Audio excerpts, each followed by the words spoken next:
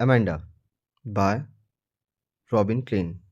ये पोएम बच्चों की स्वतंत्रता और समझ अंडरस्टैंडिंग की आवश्यकता को दिखाती है, जिसमें अमेंडा एक लीड कैरेक्टर है जो अपनी माँ के थ्रू बार बार डांट सुन रही है। सो चलिए इस पोएम को स्टार्ट करते हैं और हमेशा की तरह बात करेंगे हम सबसे पहले राइटर के बारे में। सो राइटर रॉबिन क्लेन एक ऑस्ट्रेलियन ऑथर और पोएट हैं जिनका जन्म 1936 को ऑस्ट्रेलिया में हुआ था। ये फेमस हैं इनकी जो राइटिंग है ये बात करती है टीनेज प्रॉब्लम्स की, इमोशंस की। उनकी लैंग्वेज काफ़ी सिंपल और एक्सप्रेसिव है। साथ ही साथ ये फोकस करते हैं चाइल्ड साइकोलॉजी पे। अमेंडा हाइलाइट्स करती हैं बच्चों के फीलिंग्स को लेकर और ये रिप्रेजेंट करती है उनके रियलिस्टिक और सेंसिटिव राइटिंग स्टाइल को। हमेशा की तरह चैप्टर थीम में हमें दिखाई देता है कि ये chapter parent child conflict and desire of children for freedom and individuality. माता पिता और बच्चों के बीच में तनाव और बच्चों की स्वतंत्रता की इच्छा के बारे में ये चैप्टर बात कर रही है। और ये बड़ी इंपॉर्टेंट लाइन है। आप चाहो तो इसका स्क्रीनशॉट ले लो या आप चाहो तो इसको एग्जाम में लिख के आओ। That will help you a lot कि ये पोएम माता पिता और बच्चों के बीच में तनाव और बच्चों की जो स्वतंत्रता की इच्छा है, उनकी जो फ्रीडम है, उसके बारे में रिफ्लेक्ट करती है। शॉर्ट समरी की अगर बात करें तो ये पोएम पर्टिकुलरली डिस्क्राइब करती है यंग गर्ल जिसका नाम है अमेंडा, जो लगातार अपनी माँ के डांट कह लो या उसका इंस्ट्रक्शन कह लीजिए, उससे वो परेशान हो चुकी है क्योंकि उसकी मम्मा उससे कहती है कि अपने नाखून मत चबाओ, सीधे बैठो, कमरे की साफ-सफाई करो, इस तरीके के इंस्ट्रक्शन उसको दिए जाते हैं। और इन सब चीज़ों से अमेंदा काफ़ी डिस्टर्ब फ़ील करती है और वो अपनी इमेजिनेशन में, अपनी कल्पना की दुनिया में खो जाना चाहती है। और उसे सपने आते हैं और सपने किस तरीके के? इट्स लाइक वो खुद को जलपरी, अनाथ और रेपुंज़ेल के रूप में देखने लगती है। तो एट द लास्ट ये पोएम हाइलाइट करती है कि बच्चों पर किस तरीके का प्रेशर दिया जा रहा है। वो उनके स्वतंत्रता और उनकी समझ को नहीं समझ पा रहे हैं और कहीं न कहीं यही चीज़ें पेरेंट्स और एक चिल्ड्रन के बीच में जो कॉन्फ्लिक्ट है, उसको रिप्रेज़ेंट करता है। चैप्टर की इम्पोर्टेंट थीम की बात करें, तो चैप्टर की इम्पोर्टेंट थीम में आप देखेंगे parent child relationship, freedom and individuality, childhood imagination, over instruction and irritation.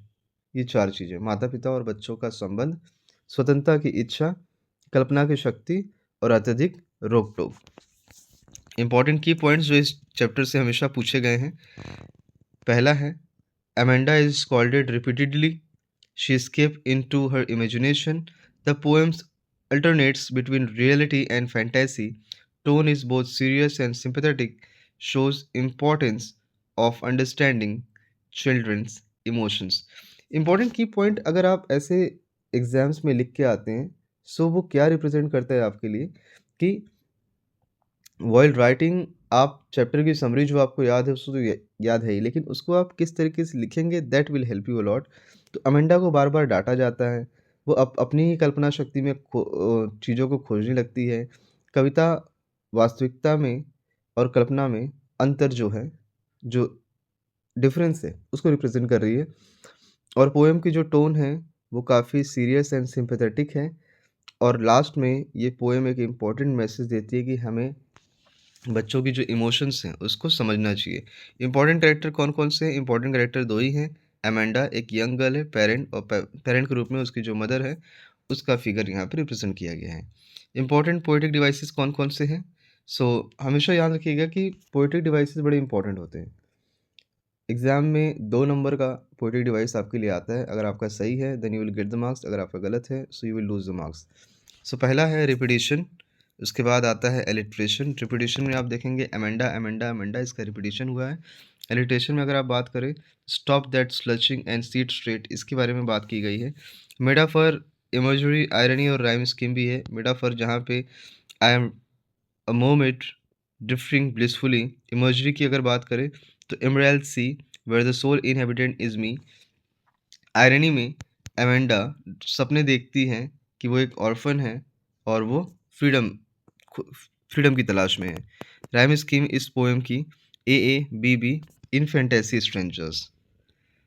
Board exam में इस चैप्टर से आए हुए क्वेश्चनों की बात करें तो 2019 में इस चैप्टर से पूछा गया सवाल है, why is Amanda repeatedly call Amanda को बार बार क्यों पुकारा जा रहा है, उसकी माँ क्यों उसको बार बार बुला रही है। तो Amanda repeatedly call because her parents constantly instruct and corrects her behaviour. The repetition shows irritation and control, highlighting the pressure Amanda feels. Amanda को उसकी माँ बार बार टोकती है क्योंकि वो उसके व्यवहार और आदतों से संतुष्ट नहीं है, और ये रिपीटेशन माता के नियंत्रण और अमेंडा की परेशानी को दिखाता है। 2020 का सवाल है, what does Amanda imagine her self to be. Amanda खुद को अपनी कल्पना में क्या क्या बनाती है। Amanda imagine her self as a mermaid, an orphan and Rapunzel. These fantasies reflect her desire for freedom and escape from constant scolding. तो ऐसी चीज़ों में अमेंडा स्वयं को जलपरी देखती है, अनाथ देखती है और रिपेंजल के रूप में देखती है। ये कल्पनाएं उसकी स्वतंत्रता को और स्वतंत्रता की इच्छा को प्रकट करती हैं। 2021 का question, what message does the poem convey. ये कविता किस तरीके का संदेश देती है, किस तरीके का मैसेज दे रही है। तो ये पोएम बताती है कि children need freedom and understanding. Excessive instruction may create frustration and distance between parents and children. तो यहाँ पर ये दिखाया जा रहा है कि ये पोएम बताती है कि बच्चों की समझ और स्वतंत्रता की आवश्यकता होती है। अत्यधिक रोक टोक उन्हें परेशान कर सकता है। अमेंडा अनाथ क्यों बनना चाहती थी। Why does Amanda want to be an orphan.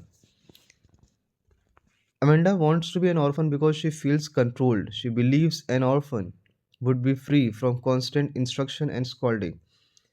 Amanda खुद को अनाथ इसलिए इमेजिन करती है क्योंकि उसे लगता है कि अगर वो अनाथ हो जाएगी तो कोई उसे रोकेगा टोकेगा नहीं और वो स्वतंत्र जीवन जी सकती है। आप इसी लाइन से सोच सकते हो कि एक बच्चा किस लेवल तक की इमेजिनेशन को फील कर रहा है। What kind of girl is Amanda. Amanda किस तरीके की लड़की है। Amanda is an imaginative and sensitive girl. She feels disturb by constant instruction and skips into fantasy. अब यहाँ पे 2023 में जब इस सवाल का जवाब लिखने की बारी आई तो यहाँ पे दिखाता है कि अमेंडा काफ़ी संवेदनशील और कल्पनाशील लड़की है। वो डार्ट से दुखी होकर कल्पना की शरण में चली जाती है। इट्स काइंड ऑफ कि वो हमेशा अपनी ही इमेजिनेशन में, अपनी ही बनाई हुई दुनिया में जीना पसंद करती है। 2024 का क्वेश्चन है, how does imagination help Amanda. Imagination किस तरीके से अमेंडा की हेल्प करता है। तो imagination helps Amanda escape from reality. It gives her temporary relief and freedom from parental pressure. Imagination Amanda को मानसिक शांति देते हैं और वास्तविक जीवन की जो डांट फटकार से अस्थायी मुक्ति मिलती है। लॉन्ग क्वेश्चन आंसर की बात करें तो लॉन्ग क्वेश्चन आंसर में आप देखिएगा पहले ही क्वेश्चन पूछा गया है, describe the parent child conflict in the poem. तो ये पोएम माता पिता और बच्चों के बीच में जो तनाव है उसको दिखाया गया है। अमेंडा की माँ उसको लगातार इंस्ट्रक्शन देती रहती है जिससे वो परेशान हो जाती है और अपनी कल्पना में खो जाती है। ये दिखाता है कि अत्यधिक नियंत्रण बच्चों में असंतोष पैदा कर देता है। और पोएम जो पोएट है इसमें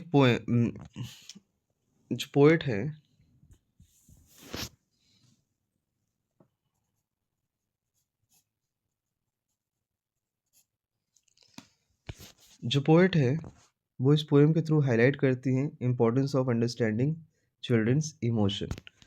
2020 का सवाल है, how does Amanda express her desire for freedom. Amanda अपनी स्वतंत्रता के लिए इच्छा किस तरीके से रिप्रेजेंट करती है। तो अमेंडा एक्सप्रेस करती है अपने डिज़ायर को इमेजिनेशन के माध्यम से। वो जलपरी बनना चाहती है, वो अनाथ बनना चाहती है, वो रेपेंजल बनकर अकेले शांत जीवन का सपना देखती है। इससे उसकी आज़ादी की जो इच्छा है वो प्रकट होती है। 2021 का क्वेश्चन है, discuss the role of imagination in the poem. So imagination कल्पना ये अमेंडा के लिए बचाव का माध्यम है। वो डार्ट से बचने के लिए सपनों की दुनिया में चली जाती है और ये उसकी इमोशनल सेंसिटिविटी और नीड ऑफ स्पेस को, पीस को दिखाता है। 2022 का क्वेश्चन है, what message does the poet give through Amanda. तो अमेंडा के थ्रू यहाँ पर पोएट किस तरीके का मैसेज देना चाहते हैं। तो इस पोएम के थ्रू पोएट मैसेज देते हैं कि बच्चों के साथ अत्यधिक कठोरता उचित नहीं है, उन्हें प्रेम और समझ की आवश्यकता होती है और हम जितना ही उन्हें प्रेम से और अंडरस्टैंडिंग से समझाएँगे, सो दे विल अंडरस्टैंड इट। 2023 का और आपने स्टार्टिंग में देखा आपको याद होगा मैंने जब यहाँ पोएम के बारे में बताया, तो स्टार्टिंग में अबाउट द पोएट के सेक्शन में आपने देखा कि he is a child psychologist also. 2023 का क्वेश्चन है describe अमेंडास character.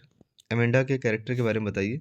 So here Amanda काफ़ी संवेदनशील, कल्पनाशील, सेंसिटिव और इमेजिनेटिव लड़की है। वो स्कॉल्डिंग से बहुत जल्दी ही डिस्टर्ब हो जाती है और अपनी कल्पना में शांति खोजती रहती है। 2024 का क्वेश्चन है why is poem relevant today? आज पोएम इतना रेलेवेंट क्यों है आज के माहौल में? ये पोएम इसलिए रेलेवेंट है क्योंकि आज भी कई बच्चे माता-पिता के दबाव का सामना करते हैं और ये पोएम एक हेल्दी कन्वर्सेशन, हेल्दी कम्युनिकेशन और इमोशनल अंडरस्टैंडिंग के बीच की कड़ी के रूप में बाहर निकल कर आती है। एग्ज़ाम टिप्स अगर इस चैप्टर की आप बात करें, तो मेरी तरफ से है कि आप अपने आंसर में इमेजिनेशन और फ्रीडम का यूज़ बहुत करें। रिपिटिशन का यूज़ अपने एक क्वेश्चन के आंसर में एज़ एग्ज़ाम्पल लिखें। बात करें पेरेंट चाइल्ड रिलेशनशिप की क्लियरली और ये थोड़ा-सा साइकोलॉजिकल पोएम है तो ज़ाहिर सी बात है पेरेंट चाइल्ड रिलेशनशिप के बारे में भी आप मेंशन करें that will help you a lot और अपने जो आंसर है उसकी वर्ड लिमिट पे फ़ोकस करें और कोशिश करें कि कोई अगर कोट वगैरह शॉर्ट फ्रेज़ में अगर आपको याद है तो अगर इस चैप्टर से लॉन्ग क्वेश्चन आंसर आता है तो आप लिख सकते हैं और पिछले साल इस चैप्टर से लॉन्ग क्वेश्चन आंसर आए भी हुए थे। शॉर्ट क्वेश्चन आंसर जो 2024 5 के बोर्ड एग्ज़ाम के लिए हो सकते हैं। Why is Amanda disturbed? What does Mohammed symbolize? Explain the use of repetition. Why does Amanda dream of being Rapunzel? What is the tone of the poem? Long question answer. Discuss the parent-child conflict in the poem. Explain the importance of imagination. Describe Amanda's character. What lesson does the poem teach parents?